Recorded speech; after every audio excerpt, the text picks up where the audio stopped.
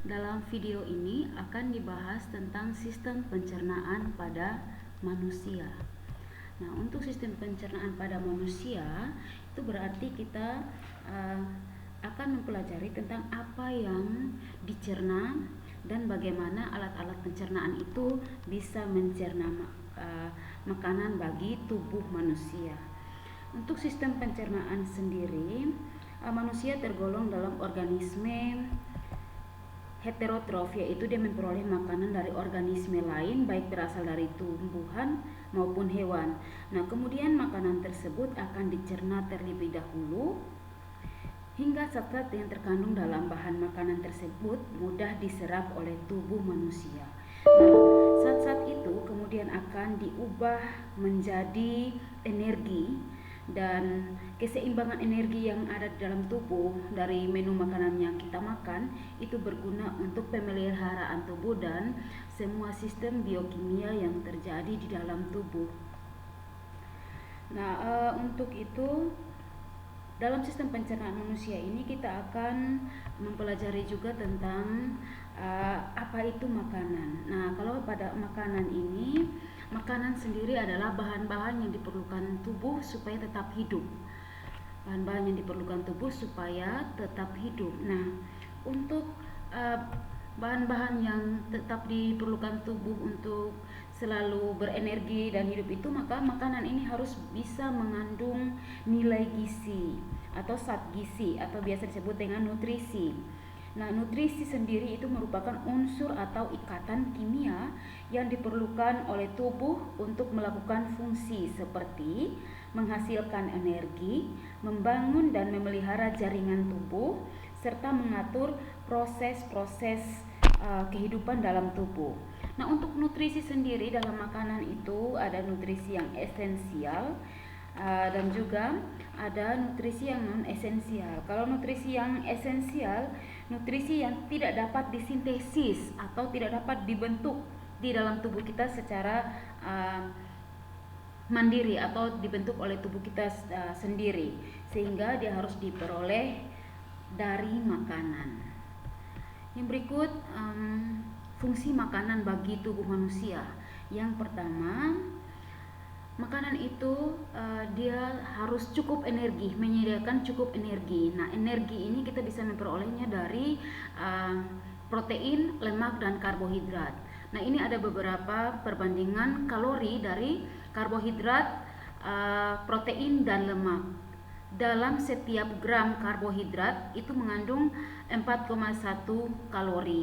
Protein pun sama, 4,1 kalori, sementara lemak dalam 1 gram itu mengandung 9,3 kalori. Berarti dari sini bisa disimpulkan bahwa lemak memiliki jumlah energi atau kalori yang lebih besar daripada karbohidrat, dan protein. Yang berikut, untuk pertumbuhan, perkembangan, dan mengganti sel-sel tubuh yang rusak. Jadi nutrisi yang masuk ini dia sebagai maintenance atau dia melindungi, dia kemudian memperbaiki yang rusak ataupun yang fungsinya menurun itu. Nutrisi ini berfungsi untuk bisa memperbaiki sel-sel tubuh yang sudah menua ataupun rusak akibat serangan virus penyakit. Yang berikut, makanan ini sebagai zat pelindung dan pertahanan tubuh. Zat makanan berperan menjaga keseimbangan cairan tubuh. Nah, di sini kalau kita makan makanan yang tidak bergizi, walaupun dalam porsi yang banyak, tetapi tubuh kita tidak akan mendapatkan cukup energi yang baik untuk melakukan aktivitas. Hal ini karena kita makan makanan harus bergizi, harus memiliki nilai gizi atau mengandung nutrisi esensial yang dibutuhkan oleh tubuh. Karena nutrisi itu sangat penting untuk memberikan perlindungan dan pertahanan bagi tubuh. Makanan yang kita makan juga dia memiliki syarat makanan yang sehat. Jadi tidak asal kita makan apa saja, tapi kita harus tahu bahwa yang kita makan itu dia benar-benar bermanfaat atau dia benar-benar diperlukan oleh tubuh. Nah, ini yang pertama dari syarat makanan yang sehat itu, makanan harus higienis. Higienis ini berarti dia bebas kuman dan racun, kuman penyebab penyakit dan juga zat-zat beracun seperti zat kimia atau yang ditambahkan pada bahan makanan ataupun zat racun dari misalkan virus atau bakteri yang toksin atau racunnya, atau jamur yang toksinnya tertinggal pada makanan. Nah, itu tidak bisa kita konsumsi karena dengan sendirinya akan mengganggu kesehatan tubuh kita secara umum.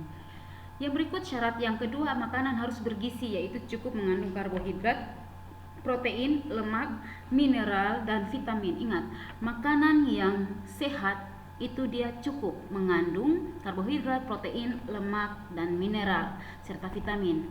Jadi tidak berlebihan. Kalau berlebihan biasanya terjadi penimbunan, dan ketika tidak dikelola baik oleh tubuh atau energi yang tertimbun itu tidak digunakan seluruhnya oleh tubuh, maka akan berdampak negatif bagi tubuh kita, seperti muncul penyakit, misalkan penimbunan lemak berlebihan, maka dalam tubuh kita atau di dalam darah akan banyak mengandung kolesterol. Atau kita makan yang terlalu manis sementara penggunaan energinya tidak seimbang dengan yang jumlah glukosa yang masuk ke dalam tubuh, ini juga bisa berdampak pada tingginya kadar gula darah di dalam darah kita. Makanan harus mudah dicerna sehingga mudah diserap usus. Nah, ini penting. Makanan harus mudah dicerna. Jadi, ketika kita makan juga, kita harus menyesuaikan cukup serat, kemudian cukup cairan pada makanan itu sehingga membuat makanan itu mudah dicerna oleh sistem pencernaan kita dan cukup mengandung air.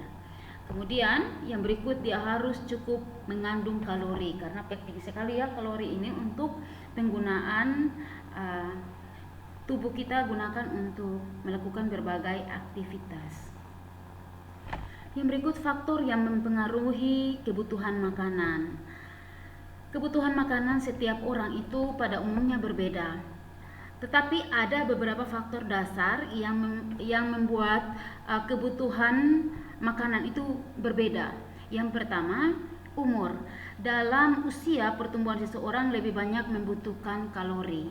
Nah, dalam usia pertumbuhan ini berarti cenderung pada anak-anak dan remaja. Kemudian kalau yang orang yang sudah tua, misalnya usia 45 tahun ke atas, biasa di sini kebutuhan makanannya itu tidak sama banyak, seharusnya tidak sama banyak dengan anak-anak usia pertumbuhan. Kenapa umur ini berpengaruh? Karena pada usia pertumbuhan di situ sel-sel banyak beregenerasi, pertumbuhan sel-selnya sangat gencar-gencarnya untuk perkembangan tubuh. Nah, di sini sangat membutuhkan banyak kalori.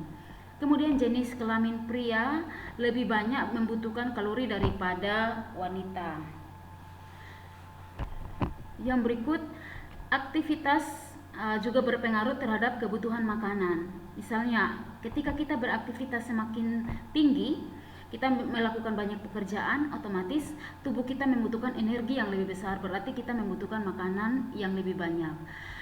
Misalnya orang yang kerja kantoran dengan orang yang bekerja sebagai buruh bangunan, buruh kasar. Nah, di sini orang yang bekerja kantoran biasanya kalau untuk tren gaya hidup sekarang, porsinya nasinya dikurangi. Kemudian yang dibanyakin itu, yang dikasih banyak lauk, tapi secukupnya juga. Sementara kalau orang yang buruh kasar atau buruh bangunan, itu mereka makan justru paling banyak nasi, karena mereka membutuhkan karbohidrat yang banyak untuk aktivitas atau kerja mereka yang banyak. Yang berikut, kondisi tubuh.